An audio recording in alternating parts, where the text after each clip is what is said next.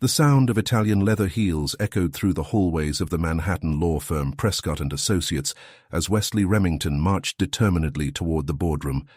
His reflection in the glass walls revealed a 32-year-old man, impeccably dressed in a navy Armani suit, with neatly trimmed brown hair and green eyes that always seemed to calculate the value of everything and everyone around him. "This has to be some kind of joke, Mr. Prescott." Wesley sank into the leather chair, staring at the graying lawyer across the mahogany desk. "My father couldn't have done this to me."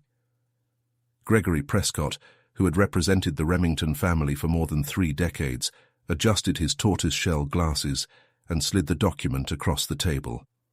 "I'm afraid it's quite real, Mr. Remington. Your father was very specific about the terms of the will." Wesley took the paper with tense fingers, rereading for the 3rd time the clause that threatened to destroy his future. "The entire estate, including control of the Remington enterprises, will pass to my son, Wesley James Remington, only when he demonstrates that he possesses true character, a quality that, until the moment of my death, I regrettably did not observe in him. $50 million and control of a Fortune 500 company, depending on a concept as subjective as character." Wesley ran a hand through his hair, messing up his meticulous hairstyle. "How is that even legally valid?" "Your father consulted numerous experts to ensure the clause was unquestionable." Prescott leaned forward. "He has established a board that will evaluate his actions for the next 6 months. If he does not demonstrate significant change, the inheritance will be divided between charities." The empire that his father had built over 40 years, and that Wesley had spent the last decade preparing to take over, could slip through his fingers like sand. The irony was not lost on him. Richard Remington, even dead, still found ways to express his disappointment with his only son. That night, in his Upper East Side penthouse, Wesley watched the lights of Manhattan through the glass wall while swirling a glass of 30-year-old whiskey. That's when the idea began to take shape in his mind. Risky, possibly immoral, but potentially brilliant. The next morning, an accidental fall at his private gym resulted in a temporary injury that affected his vision. The official medical diagnosis, temporary blindness, with recovery expected in a few weeks. "I need someone qualified, discreet and available for immediate change," Wesley instructed his executive assistant. "Someone who can help me adapt to this situation." In less than 24 hours, Harper Kennedy was walking through the lobby of the Remington building. Aged 28, with red hair tied into a practical bun and an impeccable record in home nursing, she carried only a battered backpack and a determined expression that contrasted with her luxurious surroundings. "Mr. Remington?" His voice had a soft but firm tone. "I'm Harper Kennedy, your new nurse." Wesley, sitting in his favorite armchair wearing sunglasses, turned toward the voice. "Miss Kennedy, I hope you are prepared for full dedication. My condition requires constant attention." "You can be sure I am." Harper responded, already assessing the environment and the patient with trained eyes. "But I must warn you that I'm not one to paprika my patients. Independence is key to recovery." Something about the woman's blunt directness caught Wesley off guard. He was used to people who bowed to their position and wealth, not someone who set clear boundaries on the first meeting. What Wesley couldn't predict was how this impulsive decision would change his life. In the days that followed, Harper proved herself to be more than competent. She was perceptive, compassionate about her real limitations, but ruthless in her attempts at manipulation. "You know," she commented in a low voice as she organized her medications. Placebos, of course, but she didn't know that. Thinking he couldn't hear her. "For someone who has everything, you act like the world owes you even more." Those words, spoken without knowing they were heard, hit Wesley with unexpected force. It was the first time in years that someone had dared to criticize him without reservations or ulterior motives. As the days turned into weeks, Wesley found himself looking forward to the moments with Harper. She read to him, a need he invented, discussed literature and politics, and occasionally blurted out brutally honest comments about his personality when she believed he was asleep or distracted. The plan was simple. Use this period of blindness to observe how the people around him, employees, associates, and now Harper, acted when they thought he couldn't see them.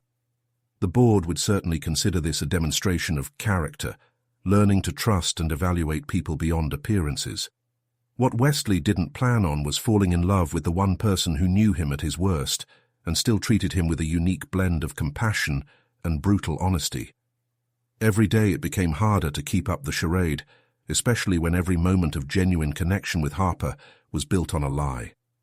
In his private office late at night, Wesley removed his sunglasses and stared at his reflection in the mirror. The Remington fortune was within his reach, but for the first time in his life, money didn't seem to be the most important thing. The true test of character would not be how he manipulated the situation to his benefit, but how he found the courage to be honest with Harper and, most importantly, with himself. The question that tormented him was, when the truth came out, would there be forgiveness for a lie born of ambition but transformed by unexpected love? Harper Kennedy was not easily intimidated. After years of working in the trauma wards of Mass General Hospital in Boston, she had developed a tough shell that allowed her to handle any situation, but something about Wesley Remington intrigued and disturbed her simultaneously. "Mr. Remington, your 10 a.m. medications," she announced, entering the penthouse's main office. The aroma of premium coffee wafted through the air, and she found her patient sitting at his desk, sunglasses firmly in place, pretending to examine Braille documents that she suspected he could barely read.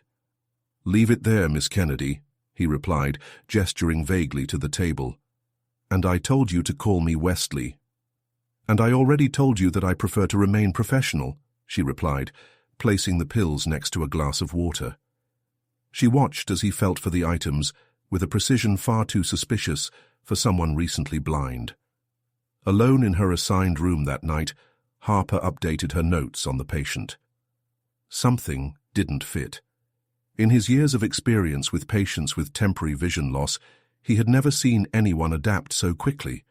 It was as if— "No," she muttered to herself, shaking her head. "It would be crazy." The next morning, he decided to test his theory. During breakfast, he accidentally knocked over an empty cup next to Wesley. He dodged instantly, an impossible reflex for someone truly blind. Harper felt her heart speed up.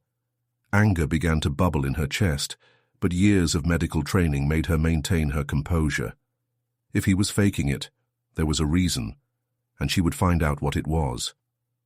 "Tell me about your family," she asked during one of the reading sessions, closely watching their reactions. Wesley tensed for an almost imperceptible moment. "There's not much to tell.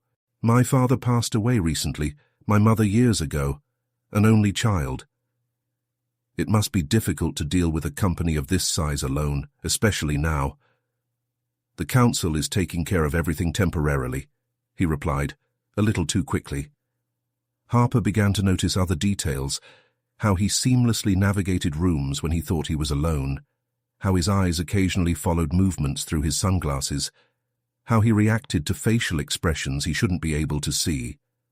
What surprised her was that, even though she suspected the hoax, she couldn't completely despise him. During their conversations, she glimpsed moments of genuine vulnerability, sharp intelligence, and even kindness, like when she caught him secretly doubling his housekeeper's salary after discovering she had a sick son. One night, as she organized his medications, thinking he was sleeping on the couch nearby, she murmured, "You could be an amazing person if you stopped trying to prove yourself through money." What she didn't notice was the slight quiver on Wesley's lips when he heard her words. The weeks turned into a strange game of cat and mouse. Harper continued to provide exemplary care, but he also left little traps to confirm his suspicions.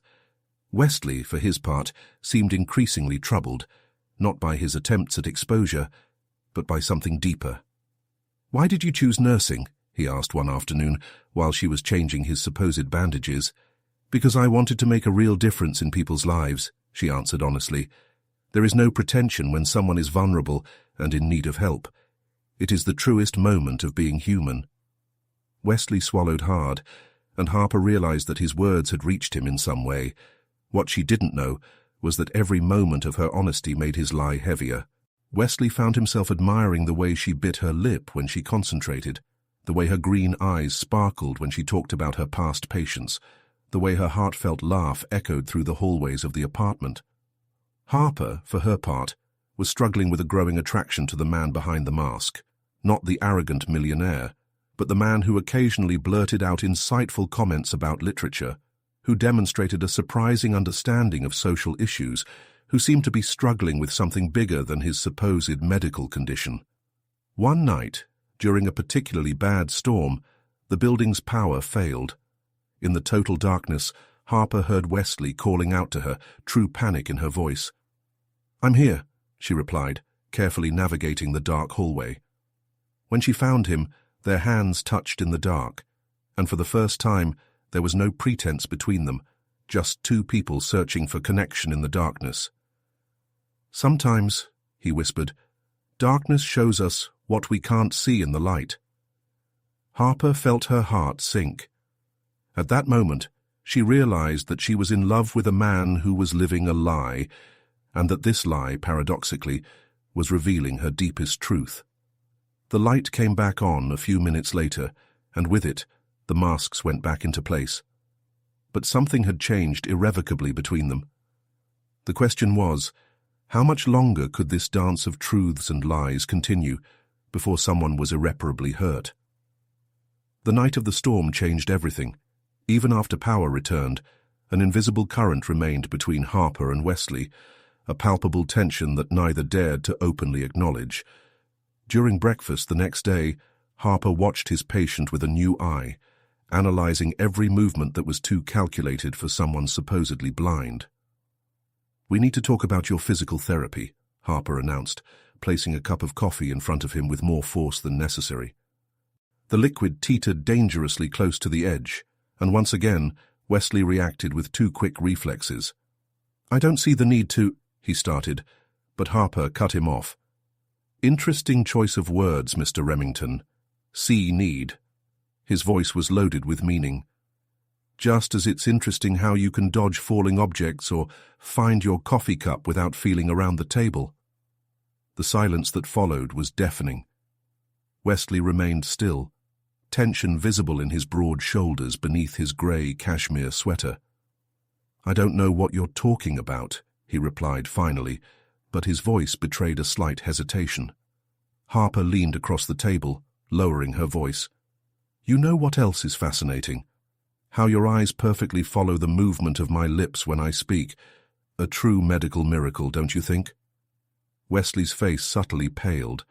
At that moment, Harper knew his suspicions were correct, but the confirmation didn't bring the satisfaction he'd hoped for. Instead, he felt a confusing mix of disappointment and curiosity. "Why?" she asked simply, surprising him with the calm in her voice. Wesley slowly removed his sunglasses, revealing those intense green eyes that had haunted Harper's thoughts for the past few weeks. "It is complicated." "Simplify it for me," she replied, crossing her arms. "I owe it to someone who spent weeks caring for a non-existent condition." The confession came in reluctant fragments. Wesley explained about the will, the advice, the need to prove his character. With every word, Harper felt his professional indignation fighting against an involuntary understanding of his motivation. "So, you decided to manipulate people to prove yourself trustworthy." The irony in his voice was cutting. "Brilliant plan." "That's not how it was supposed to happen."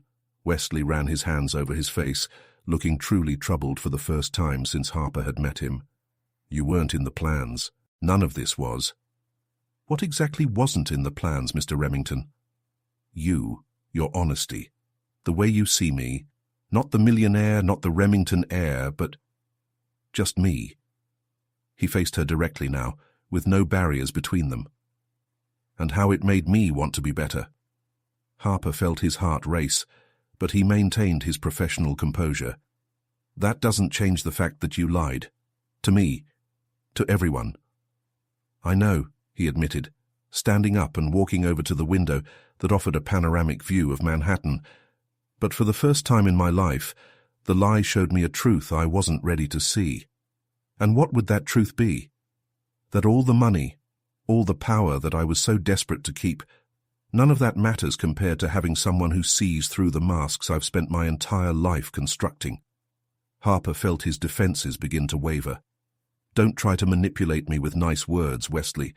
I'm a nurse, not a character in a novel. I'm not manipulating. He turned to face her. I'm being honest for the first time in weeks, maybe for the first time in years. The silence between them was filled with unspoken possibilities.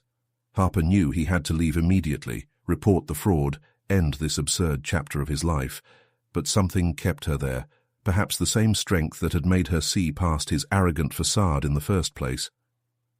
"What are you going to do now?" she asked finally. "Honestly, I don't know. The original plan seems ridiculous now." Wesley approached her cautiously. "But I know I don't want to lose the one person who showed me that I can be more than my last name or my bank account." "I can't continue being your nurse," Harper stated firmly. "I'm not asking for that," he replied softly. "I'm asking for a chance to show that the man you met, not the fake patient, but the person behind the lie, is real." Harper stood up, needing physical distance to think clearly. "I need time to process all of this, and you need to decide how you're going to deal with the consequences of your actions." "How long?" "It doesn't work like that, Wesley. You can't control everything." She walked to the door, but stopped before leaving. "Prove that you learned something from this experience, not with words or grand gestures, but with honest actions." After she left, Wesley remained motionless for several long minutes, observing the city below. The lie that had begun as a means of securing his inheritance had turned into something much more significant, a journey of self-discovery that he never planned. In his apartment that night, Harper reread his notes about the patient, seeing now how each observation revealed not only the hoax, but also fragments of the real man behind it. The question that tormented her was not whether she could forgive the lie, but whether she could ignore the truth she had discovered in the process, that she was hopelessly in love with someone who had started out as a fraud, but who maybe, just maybe, was turning into something genuine. Wesley watched the Manhattan skyline from his penthouse terrace, his will folder open on the glass table beside him. 3 days had passed since the confrontation with Harper, and her apartment had never felt so empty. Her absence was almost tangible. There was no longer the soft sound of her footsteps down the halls or the aroma of freshly brewed coffee in the morning. A message on his cell phone interrupted his thoughts. It was from Gregory Prescott. "Board meeting tomorrow, 9 a.m. We need to discuss your progress." Wesley let out a bitter laugh. Progress? His brilliant plan had turned into a personal disaster that threatened not only his inheritance, but also the only genuine connection he had developed in years. "Mr. Remington," Carmen, his housekeeper, approached hesitantly. "Miss Kennedy was here earlier to pick up some things she had left." His heart sped up. "Did she say something?" "No, sir." "But—" Carmen hesitated, biting her lip. "She left this for you." He held out a simple envelope. With slightly trembling fingers, Wesley opened the envelope. Inside was a single sheet of paper in Harper's precise handwriting. "Your blindfolds weren't just the sunglasses. I hope you find the courage to remove them all. H." In his Brooklyn apartment, Harper was trying to focus on a new job offer, a permanent position at New York Presbyterian Hospital. It was an exceptional opportunity, exactly what she always wanted. So why couldn't she stop thinking about the man who had lied to her for weeks? Her phone buzzed with a message from her best friend, Rachel. "Wine and venting tonight?" Harper smiled, grateful for the distraction. A few hours later, sitting on the worn couch in Rachel's Williamsburg apartment, she finally allowed herself to break down. "The worst part isn't the lie itself," Harper confessed, swirling his glass of red wine. "It's just that I saw something in him, something real, even through the charade. And now I don't know if I can trust my own judgment."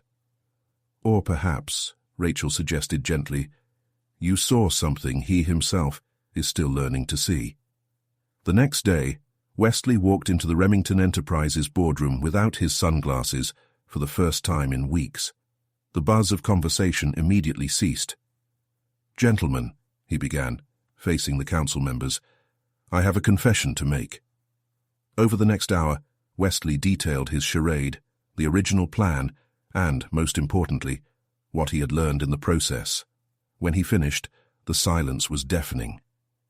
"Let me understand clearly," said Margaret Chen, the board's longest-serving member. "You faked a medical condition to manipulate people and prove your character." "Yes," Wesley replied simply. "And in the process, I discovered exactly why my father was right to doubt me." "Fascinating," Margaret commented, exchanging meaningful glances with the other members. "Continue." "I met someone who showed me a real mirror, not one that reflects only what I want to see, but one that shows who I really am. And I didn't like the image." Wesley took a deep breath. "For this reason, I am temporarily stepping aside from the presidency." Protests erupted throughout the room, but Wesley raised his hand, silencing them. "I will work on the company's community projects, starting from the basics. Not as a CEO, not as a Remington heir, but as someone who needs to learn the true value of things and people." That afternoon, Harper received an unexpected email. It was a link to a live stream of the Remington Enterprises press conference. His fingers hesitated on the mouse for a few seconds before clicking. Wesley looked different, without the sunglasses, without the usual arrogance. As he publicly admitted his deception and announced his temporary departure, Harper felt something shift inside him. "This is not a gesture to gain approval or forgiveness," Wesley declared to the cameras. "It is a recognition that character is not proven through manipulation, but through honest actions and the ability to admit our mistakes." Harper closed her laptop, her emotions in turmoil. It was easy to forgive big dramatic gestures, but it was harder to trust again after a betrayal. However, as she watched the light rain begin to fall over Brooklyn, she wondered if sometimes the greatest truths were born from our biggest mistakes. His phone buzzed with a message. "I'm not asking you to come back. I just want you to know that you changed my life, and that I intend to honor that change, with or without the inheritance. W." Harper set the phone aside without answering, but for the first time in days, she allowed herself a small smile. Maybe some blindfolds really needed to drop so that we could see clearly, not just others, but mainly ourselves. A week after his public confession, Wesley found himself in a completely different environment than the luxurious Remington Enterprises office. The Bronx Community Center, with its peeling walls and worn furniture, represented everything he had always avoided in his privileged life.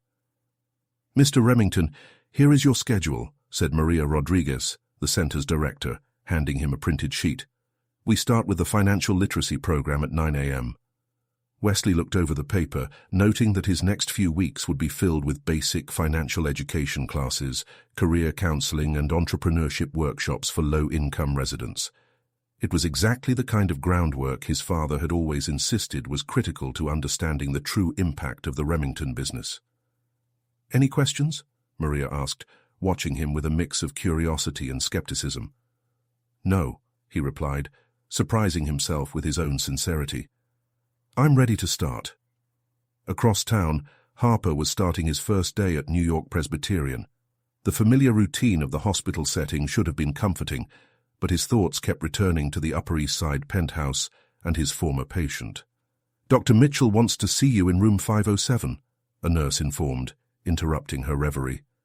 In the elevator, Harper checked her phone for the 10th time that morning.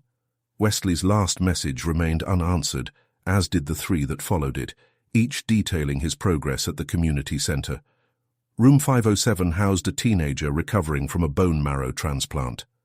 As Harper was checking the patient's vital signs, a news report on TV caught her attention. The heir to Remington Enterprises was seen in the Bronx today. Harper froze as she saw images of Wesley, dressed casually in jeans and a dress shirt, walking into the community center. "Isn't that the rich guy who pretended to be blind?" asked the patient, Ashley, a 15-year-old girl with discerning eyes. "My mother told me about him." "Yeah, that's the one," Harper replied, trying to maintain a neutral tone. "You know what's funny?" Ashley continued. "Everyone is focusing on the lie, but no one talks about how difficult it must be to admit publicly that you were wrong." The teenager's words echoed in Harper's mind for the rest of the day. During her break, she found more news about Wesley's work at the community center. These were not posed press photos or prepared statements. They were genuine records of someone trying to do the right thing, however belatedly. That night, in her apartment, Harper reread Wesley's messages. "Today I taught a 67-year-old woman how to make her first budget. She cried when she realized she could save money to visit her daughter in Boston. A 19-year-old has developed a brilliant business plan for a mobile bike shop. I'm helping him get microcredit. I remember you saying that real change starts with small acts. I think I finally understand what you mean. The last text, sent just an hour ago, was different. The center needs a volunteer nurse to speak on basic health. I'm not asking for it to be you. I just thought you should know." Harper found herself smiling involuntarily. It was his first invitation that carried no expectations or manipulations, just sincere information about a real need. The next day, after his shift at the hospital, Harper drove to the Bronx. She told herself it was just professional curiosity, but her heart sank when she saw Wesley's car in the parking lot. Through the center's window, she watched him conduct a class. His Armani suit had been replaced by more casual clothes, and there was something different about his posture, a humility that had never been present before. "He's been here every day," said a voice behind her. It was Maria Rodriguez. "At first, I thought it was just publicity, but—" She hesitated. "He's really trying." Harper nodded, unable to find words. "Do you know what he did yesterday?" Maria continued. "He spent 3 hours helping a 72-year-old man understand why he had lost his savings to a scam. He didn't offer money. He didn't make any grand promises. He just listened and taught him how to avoid future problems." At that moment, Wesley looked out the window and saw Harper. Their eyes met, and for an instant, all the lies and masks that had existed between them seemed to melt. Harper entered the center, her heart pounding against her chest. The classroom was emptying, students leaving with smiles and waves to their impromptu teacher. "Hi," he said simply when they were alone. "Hi," she replied, looking at the notes on the board about basic financial education. "So, you became a teacher?" "I'm trying to be a student first," he replied, a shy smile playing on his lips. "Learning lessons I should have learned a long time ago." Harper felt the sincerity in his words, the absence of the old arrogance that irritated her so much. "I heard you guys need a volunteer nurse." Wesley's face lit up, but he maintained his composure. "On Wednesdays, from 6 p.m. to 8 p.m. But there's no pressure." "Wednesdays work for me," she interrupted softly. They were silent for a moment, the air between them thick with unspoken possibilities. Finally, Harper spoke. "That doesn't mean all is forgiven." "I know. But it means I'm willing to watch," she continued. "See if this change is real." "That's all I can ask," Wesley replied. And for the first time since meeting him, Harper saw complete honesty in his eyes. Fall has arrived in New York, bringing a cool breeze and new routines for Harper and Wesley. Wednesdays at the Bronx Community Center became an unplanned meeting point between them, where their very different lives intertwined for a few hours. "The pressure's a little high today, Mr. Martinez," Harper explained to a middle-aged man during one of his health talks. "Let's review your diet and medications." Across the hall, through the open door, Wesley was conducting his personal finance class. Harper occasionally captured snippets of his voice, noting how he had abandoned the condescending tone that once marked his interactions. "There's no such thing as a stupid question when we talk about money," she heard him say. "Believe me, I've learned more from you in the last few weeks than I have in my MBA years." After classes, it became an unintentional habit to share a coffee at the small restaurant on the corner. It was a simple establishment, light years away from the refined restaurants Wesley used to frequent, but there was an authenticity to the place that suited his new phase. "How is it at the hospital?" Wesley asked, watching Harper add 2 packets of sugar to her coffee. Different than I expected, she admitted. I miss the closer contact with patients that I had in home nursing. That's why you keep coming here on Wednesdays. Harper considered the question for a moment. Partially, the centre offers something the hospital can't, a chance to really make a difference in people's lives, even if on a small scale. Small scale, Wesley repeated thoughtfully. You know, I spent so much time thinking about big numbers, million-dollar acquisitions, that I forgot how significant small changes can be. His phone vibrated. It was Gregory Prescott. Harper noticed how Wesley hesitated before declining the call. Is the council still pressing about the inheritance? Constantly, he sighed, but for once it's not my main concern. Harper studied his face, looking for signs of the old Wesley, the calculating manipulator who had faked a disability to achieve his goals. In his place, he found someone more complex, someone genuinely struggling to reconcile his past with who he was becoming. Maria told me about the microcredit fund you're helping to establish, she commented. It's a pilot project, Wesley explained, genuine excitement in his voice. I realize that a lot of people here have brilliant ideas. They just need a real opportunity. Like Ashley, the girl from the bike shop? Exactly. She didn't need charity. She needed someone who believed in her potential and offered proper guidance. The sun was beginning to set, painting the Bronx sky in shades of orange and pink. Harper checked his watch. His shift at the hospital would start in 2 hours. I need to go, she said, standing up. Harper, Wesley called when she was at the door. There's a Remington Foundation fundraiser on Saturday. It would mean a lot to me if you could come. She hesitated. Social events in New York high society were not his natural environment.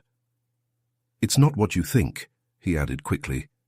It's here downtown. We're announcing a partnership to expand educational programs. Harper felt a smile form on her lips.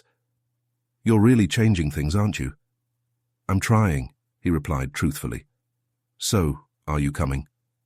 I'll think about it, she promised, but they both knew she would be there. On Saturday, the community centre was transformed. Not with luxurious decorations or extravagance, but with displays of projects developed by students, including Ashley's business plan and other local ventures. Harper watched from afar as Wesley presented the initiative to the Remington board. He looked elegant in his suit, but there was something different about his posture, a humility that didn't diminish his presence, only made it more authentic. He talks different now, Maria commented, approaching Harper. Less like someone trying to impress, and more like someone who really cares. I noticed, Harper replied softly. Later, when most of the guests had left, Harper found Wesley sitting on the centre's entrance steps, loosening his tie. It was a beautiful performance, she said, sitting down next to him. It was real, he replied. For the first time in my life, I'm not trying to prove anything to anyone. I just want to do the right thing. Harper felt her heart quicken as he turned to face her. Did the council approve the project? They approved it, but honestly, even if they hadn't approved it, I would have found a way to make it happen. What happened to Wesley, who only cared about his inheritance? He met a stubborn nurse who made him realize that there are things more valuable than money. He smiled, his green eyes shining with a mix of humor and vulnerability. The moment was interrupted by Ashley, who was leaving the centre carrying her revised business plan. Mr. Remington! Miss Kennedy! She called excitedly. I got the microcredit. As they watched the young entrepreneur walk away with her mother, Harper realized that something fundamental had changed. Not just in Wesley, but in how she saw him. The lie that had brought them together had become a catalyst for something deeper and truer. So, Wesley said softly, am I still under observation? Harper allowed himself a small smile. Always. But so far you're doing surprisingly well. An unexpected phone call interrupted Harper's routine on a rainy Thursday. Gregory Prescott, the Remingtons' attorney, requested their presence in his office for a confidential conversation. The unusual request made her apprehensive, but her curiosity prevailed. Prescott's Park Avenue office exuded power and tradition. Harper, in her hospital scrubs, felt out of place between the mahogany and the leather. "Miss Kennedy," Prescott began, adjusting his tortoiseshell glasses. "I appreciate your coming. I'm conducting a final review of Mr. Remington's progress to the board, and your perspective is crucial." Harper kept his expression neutral. "I don't understand how I can help, considering the circumstances of our initial association." "Precisely why," Prescott leaned forward. "You were inadvertently part of his original strategy, but also a witness to his transformation. The Council wants to understand whether this change is genuine." The irony was not lost on Harper, being there to potentially validate the character of someone who had started their relationship with an elaborate lie. "What exactly do you want to know?" "Your honest assessment. Is the Wesley Remington you know today the same man who pretended to need your care?" Harper carefully considered his answer. "No. The man I initially met was obsessed with keeping his fortune at any cost. The man I see now," she hesitated, "is more concerned with making a difference in people's lives than impressing the board." "Interesting," Prescott muttered, taking notes. "And you believe this change is permanent?" "I believe he finally understood what his father was trying to teach," Harper replied. "True character is not measured by financial achievements, but by the impact we make on the lives of others." After the meeting, Harper walked a few blocks before catching a taxi, his mind reliving the past few months. At the community center, he had watched Wesley transform from an arrogant executive into someone who genuinely cared about the well-being of others. Her phone vibrated. It was a message from Wesley. "Ashley got the first customer for her mobile bike shop. She wants you to come celebrate with us downtown." Harper smiled, remembering how the young entrepreneur had become a symbol of Wesley's transformation. He responded, confirming his presence.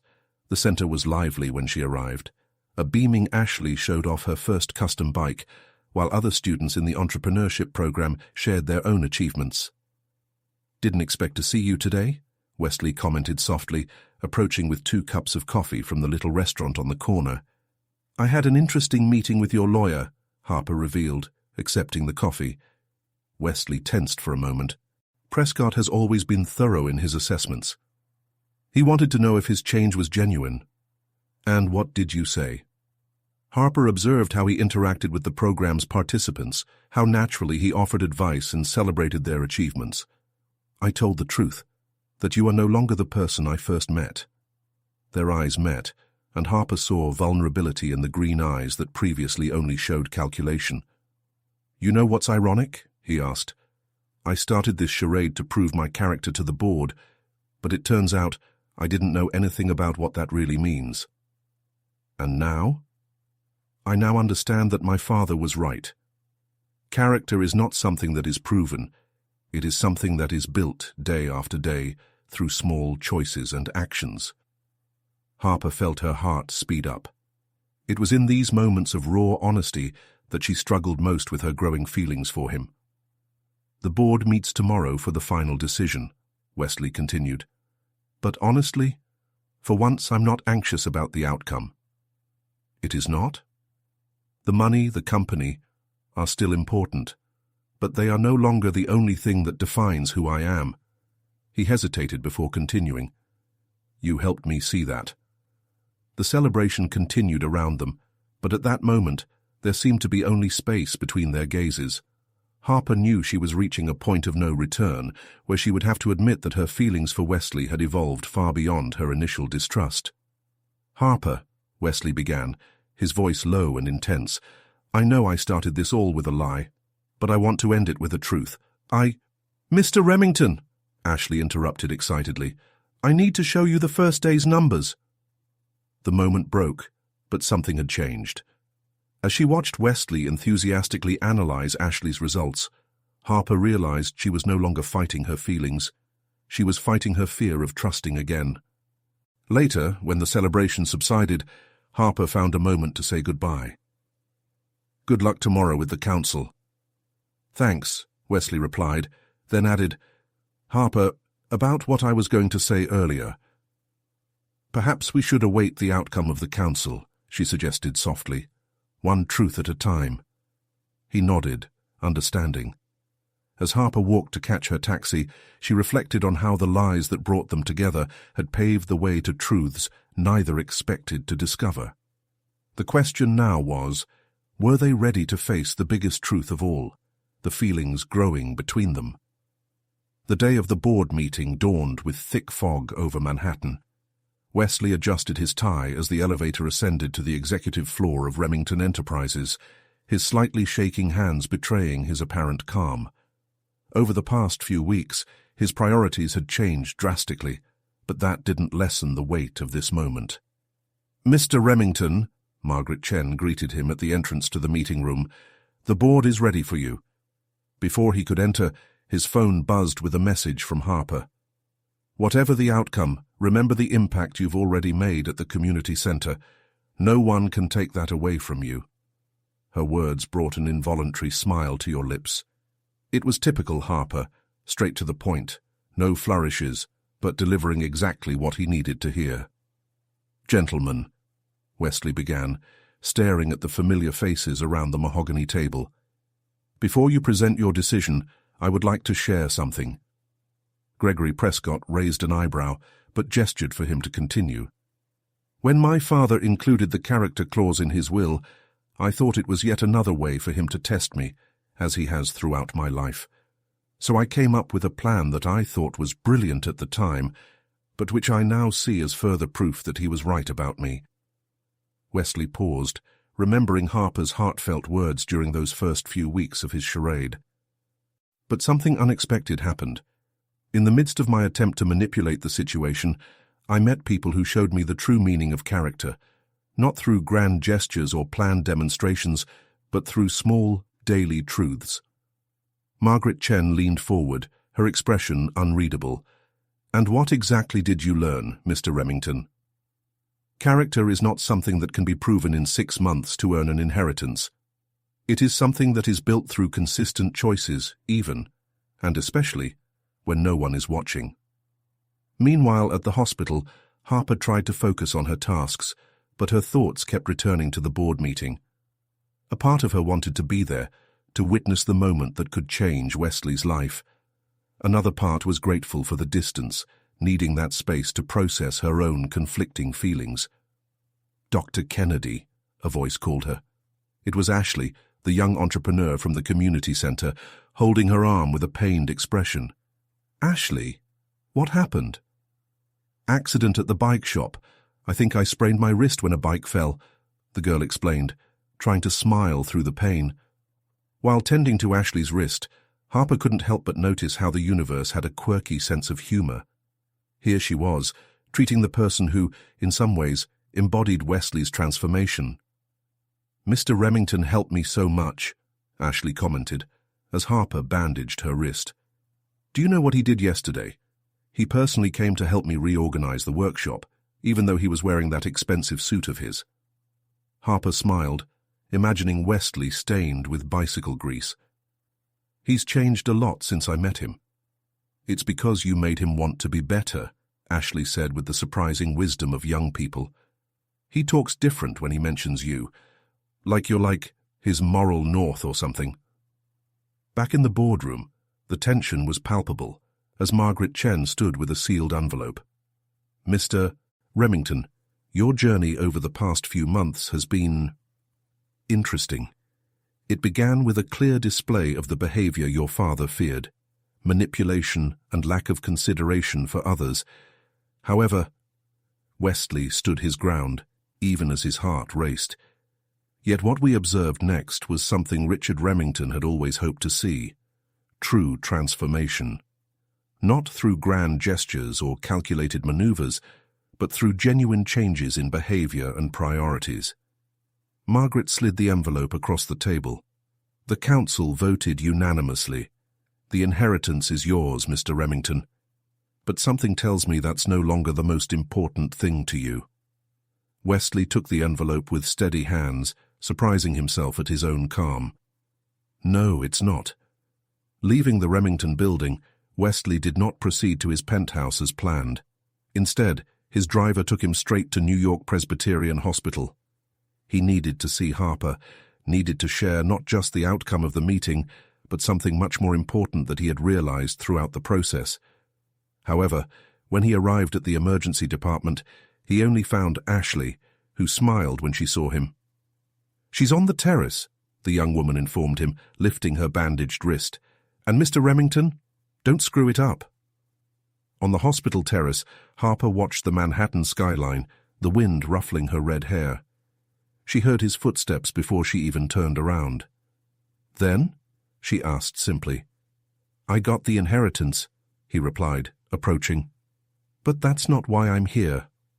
Harper felt her heart speed up, but kept her expression neutral. "Why are you here then?" "Because I realized that the biggest lie I told wasn't about my vision. It was pretending, for so long, that I didn't need real connections, that money and power were enough." Wesley took another step toward him. "And the greatest truth I discovered wasn't about character or heritage. It was about you, Harper. About us." The wind blew stronger, carrying with it the weight of all the lies and truths that brought them here. Harper stared into those green eyes that once pretended not to see, but now saw her completely. "And what is this truth, Wesley?" The wind on the hospital terrace carried the weight of months of lies, revealed truths and unexpected transformations. Wesley took another step toward Harper, closing the physical distance between them, even though there were still so many emotional barriers to break down. "The truth is, I fell in love with you, Harper. Not the idea of you, not the role you played in my transformation, but the person you are. The woman who wasn't afraid to tell me hard truths when she thought I couldn't see it." Harper felt her heart race, but years of professional experience helped her maintain her composure. "Wesley, you just received your inheritance. How can I be sure this isn't just another manipulation?" he added, a sad smile playing on his lips. "Because for the first time in my life I'm terrified. The money, the company, have always been certainties for me. But you're the biggest uncertainty I've ever faced." A group of pigeons took flight from a nearby building, their wings cutting across the Manhattan sky.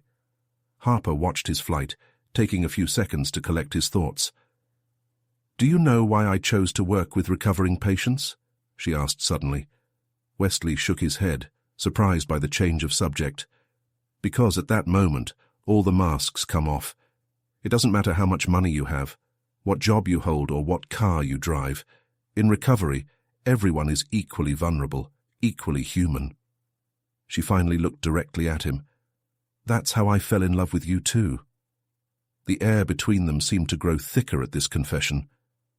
"Not for Wesley Remington, who pretended to be blind, nor for the billionaire heir who just got his fortune back," she continued, "but for the man I saw emerge through all those layers, the one who spends hours helping Ashley with her bike shop, who really listens to the stories of the students at the community center, who finally understands that value isn't just measured in dollars." Wesley felt something break inside him, the last barrier of self-preservation he still held. "Harper, But," she interrupted him, holding up a hand, "I'm still scared. Scared that this is all just another chapter in her journey of self-discovery, and that I'm just a supporting character." At this moment, the terrace door opened. A young nurse appeared, looking nervous about interrupting. "Dr. Kennedy, sorry, but we have an emergency in room 302. Harper nodded professionally, years of training taking over. "I'll be there in a minute." When the nurse left, the moment between them seemed to be lost. But Wesley wasn't about to let that chance slip away. "Have dinner with me tonight," he requested. "Not at some fancy restaurant, not as part of some elaborate plan, just the two of us, at the little Italian near the community center." Harper hesitated. "Wesley, please, let me show you that this is real, that I am real now." Something in the vulnerability of his voice made her nod. At 8. While Harper went down to attend to his emergency, Wesley remained on the terrace, observing the city he had always known, but which he now saw with different eyes. His phone vibrated. It was Gregory Prescott with details about the inheritance transfer. For the first time, Wesley let a call from his lawyer go to voicemail. Instead, he typed a message to Maria at the community center. "I need a favor. That table in the back of Piccolo's tonight." The answer came quickly. "Already reserved, and I've already asked for no expensive candles or imported wines. Keep it simple, Wesley. She'll appreciate it more." He smiled, putting the phone away. Maria had become an unlikely advisor in recent months, always ready to keep her feet on the ground. The rest of the day passed in a blur of meetings and phone calls, but Wesley's mind kept returning to the hospital terrace, to Harper's words, to the vulnerability in her eyes as she admitted her own feelings. At 7:45, he was already at Piccolo's, a family restaurant he had discovered during his afternoons at the community center. The place was cozy, with simple wooden tables and old photos of Italy on the walls. Nothing like the refined establishments I used to frequent, but filled with an authenticity that I now valued. Harper arrived promptly at 8, still wearing her hospital clothes, loose hair framing her face. She looked nervous, but determined. "No expensive suits today?" she joked, noticing his simple shirt and jeans. "I thought it was time to leave some masks behind," he answered honestly. As they sat, the aroma of fresh basil and homemade tomato sauce filled the air. It was a different beginning for them. No longer patient and nurse, no longer heir and employee. Just Wesley and Harper, trying to navigate through real feelings in a world that finally made sense. Their true journey was just beginning. Piccolo's vibrated with the energy typical of an Italian family restaurant on a Thursday night. The aroma of garlic and basil danced in the air as Wesley and Harper shared a modest bottle of house Chianti, nothing compared to the overpriced wines he used to order, but somehow more meaningful. "So," Harper broke the silence after the waiter took their orders, "how was the rest of the day with the council?" "Honestly, I barely remember." Wesley swirled the wine in his glass, eyeing the red liquid. "After our conversation on the terrace, everything else seemed secondary." Harper felt her cheeks flush slightly, but she kept her gaze steady. "We need to be realistic about this, Wesley. Our lives are completely different." "They were," he corrected softly, "but people change. I changed." "Yes, but—" Harper hesitated, collecting his thoughts. "What if this change is temporary? What if once the novelty of community work wears off, you go back to being the arrogant idiot who pretended to be blind?" Wesley added with a self-deprecating smile. "Harper, look around us." She observed the simple restaurant, the families sharing homemade pasta, the waiters who knew the customers by name. "6 months ago, I wouldn't have been caught dead in a place like this," he continued. "Not because the food isn't good, it's probably better than many starred restaurants I've been to, but because I measure value by the wrong things." The waiter returned with their dishes, fettuccine al funghi for her, lasagna alla bolognese for him. The simplicity of the moment did not escape either of them. "You know what else I learned?" Wesley asked, tasting his lasagna. "All those business meetings in expensive restaurants, I never really enjoyed the food.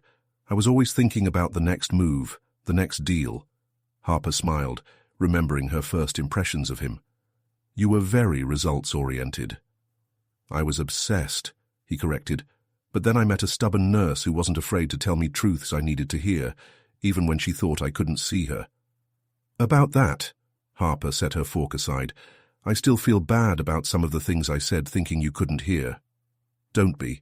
It was exactly those brutally honest words that started to break down my defenses."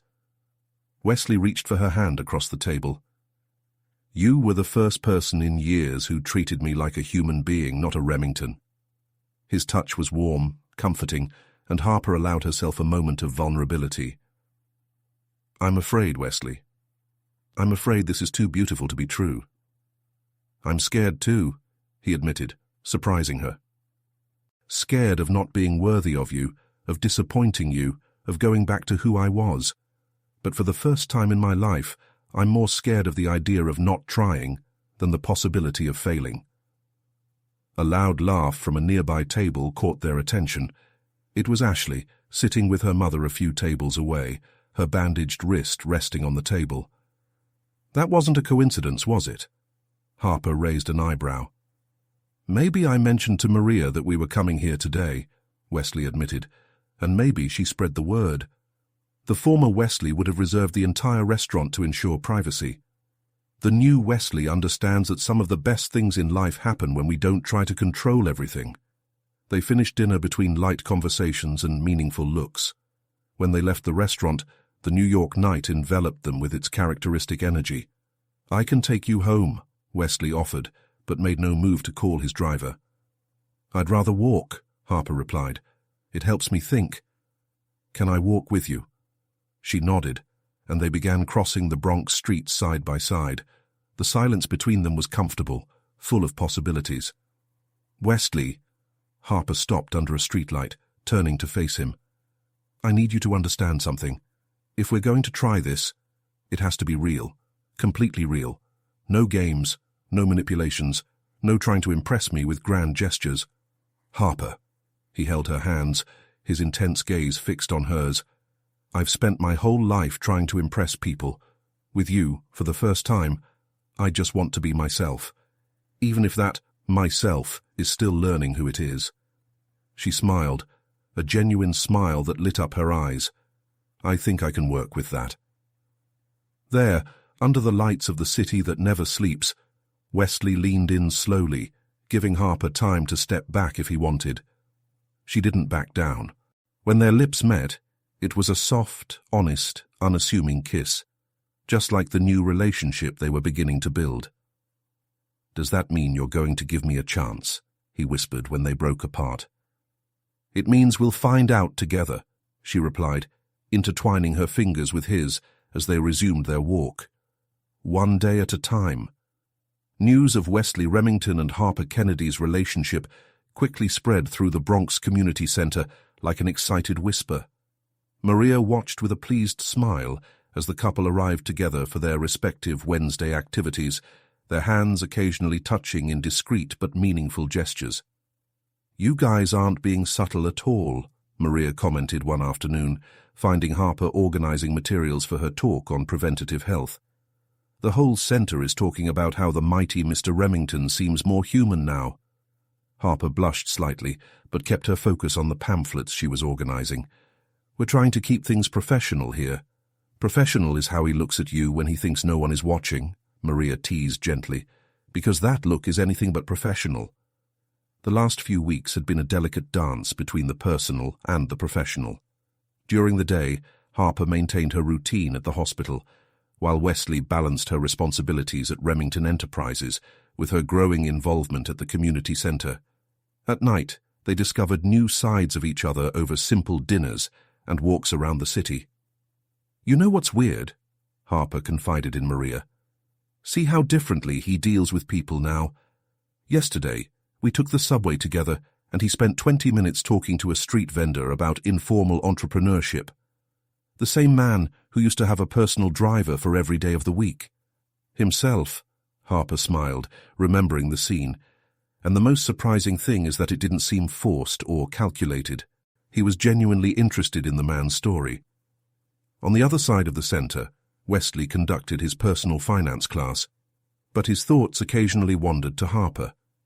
The transformation in his life was profound, not just in how he saw the world, but in how the world saw him back. "Mr. Remington?" Ashley's voice brought him back to the present.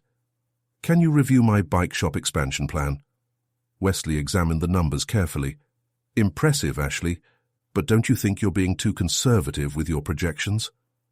"I learned from the best," she smiled. "You always say it's better to underestimate earnings and overestimate expenses." "Touché," he laughed, realizing how his own lessons had evolved. "But don't let fear stop you from growing. Sometimes we need to allow ourselves to dream a little bigger." After class, Wesley met Harper at the small cafe near the center, his new Wednesday ritual.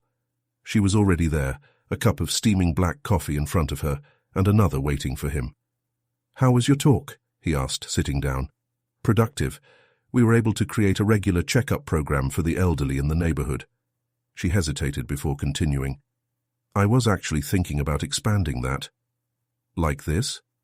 "Well, many of our visitors have difficulty accessing basic health care. I was thinking about proposing a partnership between the centre and the hospital, perhaps a mobile clinic. Harper, that's brilliant. Wesley leaned forward excitedly. The Remington Foundation could— No, she interrupted him gently. I appreciate the offer, but I need to do this on my own. Do you understand? Wesley felt his heart expand with pride and affection. It was exactly that kind of integrity that had made him fall in love with her. Of course I understand. But can I at least help with contacts at the hospital? That I accept, she smiled, reaching across the table to touch his. The moment was interrupted by Wesley's cell phone. It was Gregory Prescott again. Sorry, I have to take this one, he said reluctantly. Prescott's been trying to talk to me all day. Harper nodded, watching as he walked away to answer the call. Through the cafe window, she saw him run a hand through his hair, a gesture she now recognized as a sign of concern. When he returned, his expression was tense. The board wants to make some changes to the structure of the company, significant changes. What kind of changes? They want to create a more robust corporate social responsibility division. In fact, he hesitated, they want me to lead it personally. Harper felt her stomach turn into knots. That would mean— It would mean splitting my time between the community center and the company, but in a more official way, turning what we started here into something bigger. Wesley, that's amazing, she exclaimed, genuinely happy for him. But there's more, he continued, his intense gaze fixed on her. They also suggested partnering with local hospitals for community health programs, and I thought, well, if you're interested in leading that aspect. Harper felt her heart speed up. The opportunity was tempting, a chance to expand his work to a much larger scale. But I don't want people to think I achieved this because of our relationship, she said finally. What if you got it because of your mobile clinic project? How about presenting it directly to the council, without my interference? She considered the proposal. It was a chance to make a real difference, on your own terms. I'll think about it, he finally replied. Wesley smiled, that smile he now reserved just for her, no longer arrogant or calculated, but full of genuine affection and understanding. That's all I ask, he said softly. After all, you taught me that the best decisions are the ones we make with our hearts, but without losing our reason. As they walked back downtown, hand in hand under the autumn New York sky, they both reflected on how their lives had changed. What had started as a lie had turned into something profoundly true, proving that sometimes the best new beginnings come from our biggest mistakes. The news about Remington Enterprises' new social responsibility division shook the financial market. The Wall Street Journal published a cover story analyzing the dramatic transformation of the Playboy heir into a socially conscious executive. Wesley watched the hubbub with a mixture of amusement and irritation, especially when reporters began speculating about his personal life and his relationship with a Bronx nurse. They make it look like we're characters from a modern fairy tale, Harper commented, tossing the newspaper onto the table in her Brooklyn apartment. It was a Saturday morning, and they shared a simple breakfast, bagels and cream cheese from the corner deli. Does it bother you? Wesley asked, watching her closely over his coffee cup. Media attention? A little, she admitted, but it bothers me more how they simplify everything, as if our story was just about a rich guy learning a lesson in humility through love. It is not. You know it's much more complex than that. Harper got up to get more coffee.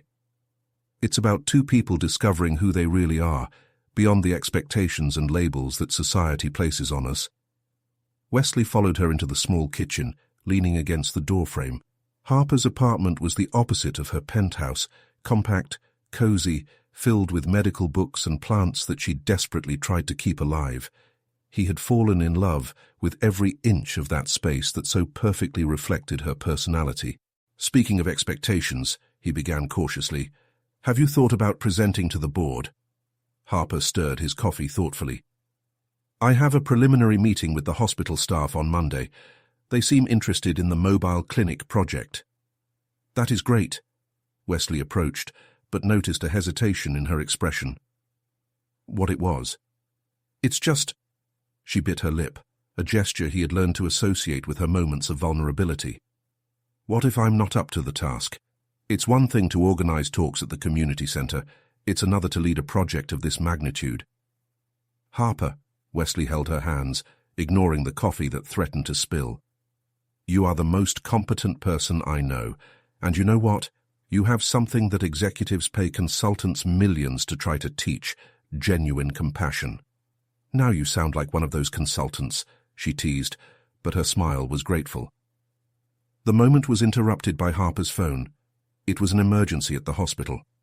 As she quickly prepared to leave, Wesley watched her efficient movements, admiring how she could switch so naturally between his Harper, the woman who teased him about his gourmet coffee addiction, and Dr. Kennedy, a dedicated life-saving professional. "See you later," she asked, already at the door. "Of course. Do you want me to order something for dinner?" "How about we cook? You said you wanted to learn." Wesley laughed. "Are you sure you want to risk your cooking with me?" "Everyone has to start somewhere," she smiled, giving him a quick kiss before leaving. Alone in the apartment, Wesley began setting the breakfast table, reflecting on how his life had changed. A few months ago, the idea of washing dishes in a Brooklyn apartment would have seemed absurd. Now there was something deeply satisfying in the simplicity of these household chores. His phone vibrated. It was a message from Ashley. "Mr. R, I need help. I have a community radio interview about the bike shop, and I'm freaking out." Wesley smiled, quickly responding, "Take a deep breath. Meet you at Piccolo's in an hour." When he arrived at the restaurant, he found not only Ashley, but also his mother and Maria from the community center. The three women were discussing animatedly about how to present the business. "Mr. Remington," Ashley waved. "Sorry to call on your weekend, but..." "Hey, no excuses," he interrupted gently, sitting down. "Remember what I always say in class?" "Networking doesn't have an appointment," she recited, smiling. Over the next hour, they worked on Ashley's presentation, refining her pitch and practicing possible questions. Wesley was surprised to realize how much he had learned about effective communication since he started teaching at the center. "You know," Maria commented when Ashley and her mother went to the bathroom, "when you started here, I thought you were just another rich guy trying to clear his conscience, but you really care about these people." "They taught me more than I can ever repay," Wesley answered honestly. Her phone vibrated again. It was Harper. "Emergency resolved. Are you still up for cooking class?" "P.S. I stopped by the grocery store and bought a fire extinguisher just in case." Wesley laughed, showing the message to Maria, who nodded with a knowing smile. "You two are good for each other. She keeps you honest, and you're learning to be vulnerable. I never thought I'd say this, but the best thing I ever did was pretend to be blind." "No," Maria corrected. "The best thing you did was really open your eyes."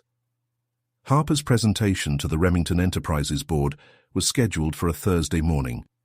She nervously adjusted her navy blazer, a piece borrowed from her friend Rachel, as she watched the executives enter the boardroom.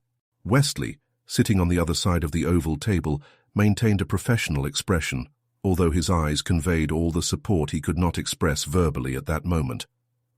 "Dr. Kennedy," Margaret Chen began, "we look forward to hearing your proposal regarding the community health program."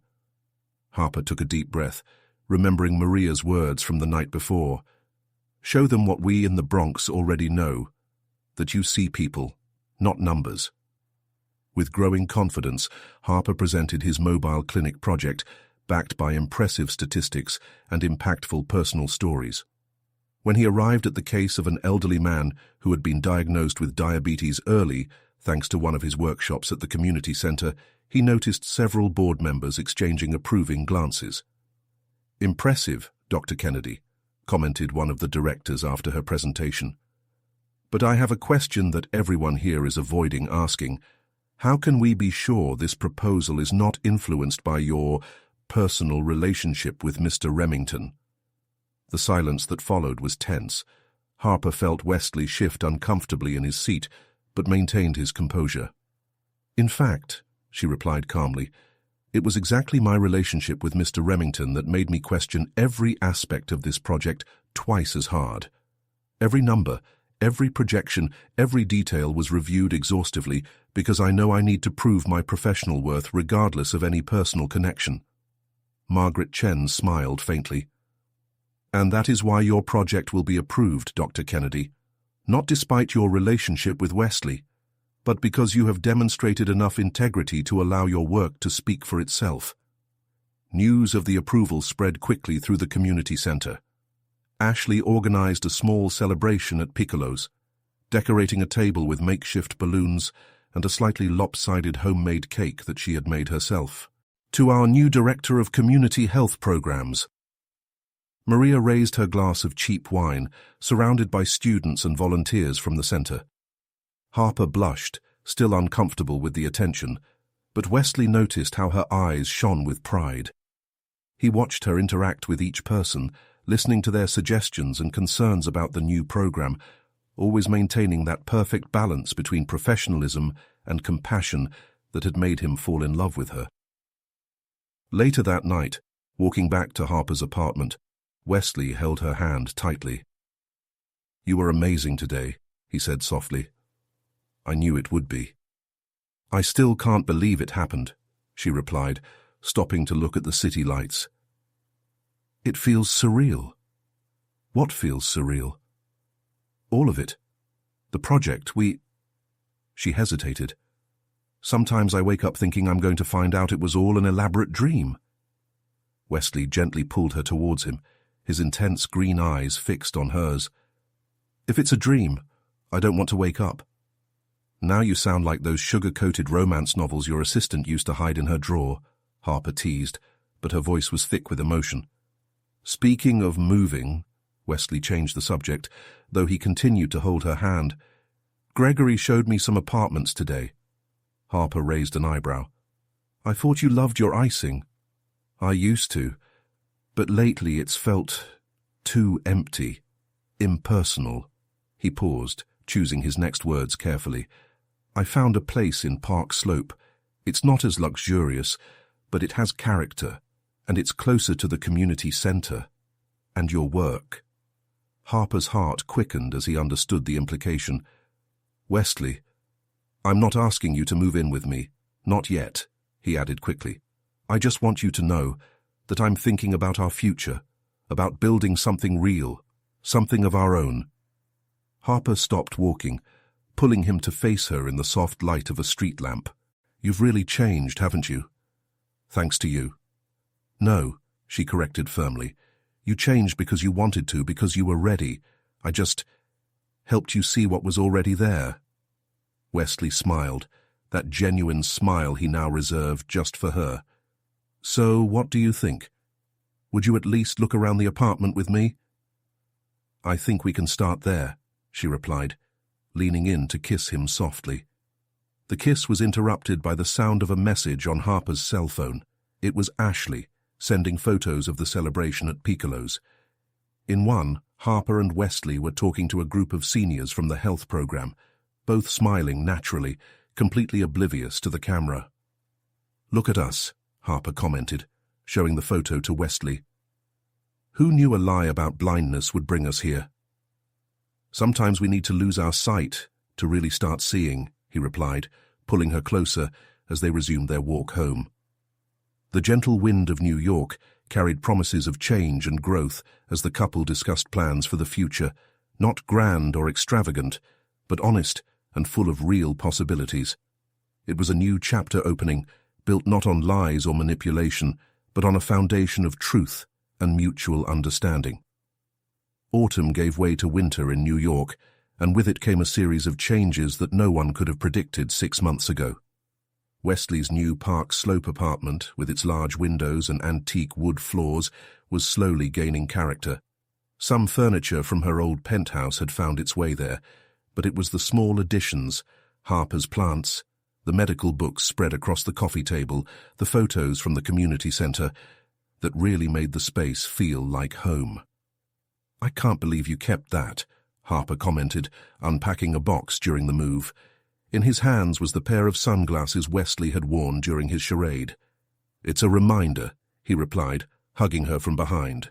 "How sometimes we need to lose something to gain so much more." A knock on the door interrupted the moment. It was Ashley, carrying coffee and bagels.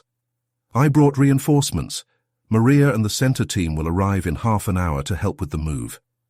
The news that Wesley Remington had traded his luxury penthouse for a Brooklyn apartment had caused a buzz in the financial media.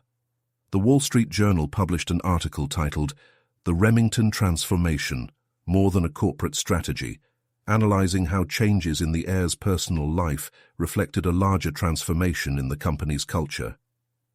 "Have you seen the comments about us online?" Harper asked as they organized the kitchen. "Apparently we are the new, modern fairy tale of the moment." "Little do they know that the princess is richer than the prince in character," Wesley joked, earning a teasing look from Harper. "Speaking of character," she changed the subject, "I've received the first reports from the mobile clinic. We're achieving impressive numbers in the first month." The community health program had become an immediate success, with people queuing up seeking care. Harper had assembled a dedicated team, including volunteer doctors from New York Presbyterian who were inspired by his vision. The doorbell rang again. This time it was Maria with a group of volunteers from the center, all eager to help with the move. The scene that followed was surreal. Remington Enterprises executives carrying boxes side by side with Bronx residents, all united by a common purpose. "You know what's most amazing?" Maria commented during a coffee break. "How this all started with a lie, but turned into the most honest thing I've ever seen." Harper watched Wesley helping one of the seniors from the health program organize books on the shelf, laughing at some story the man was telling. Her heart swelled with pride at how he had genuinely embraced this new life. "Dr. Kennedy." Ashley approached hesitantly. "Can I ask you a personal question?" "Of course, Ashley." "How did you know? That he had really changed, I mean?" Harper considered the question for a moment. It wasn't a specific moment. It was seeing how he started to care about people not out of obligation or to prove a point, but because he genuinely wanted to make a difference. The afternoon progressed with laughter, stories, and working together. When the last volunteer departed, leaving Wesley and Harper alone in their new home, the silence that fell was comfortable, full of promise. "I have something for you," Wesley said softly, taking an envelope from the desk drawer. "I opened it this morning, but I wanted to wait for the right moment." Harper opened the envelope curiously. It was a letter from the board of Remington Enterprises, officially approving the expansion of the community health program to other New York neighborhoods. "That's," she began, excited. "Totally your credit," he added. "The board was impressed with the first month's results. They want you to lead the expansion." Harper hugged the document to her chest, tears of happiness shining in her eyes.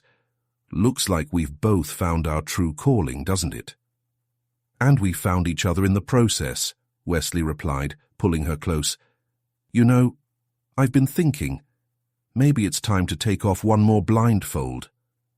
"Like this?"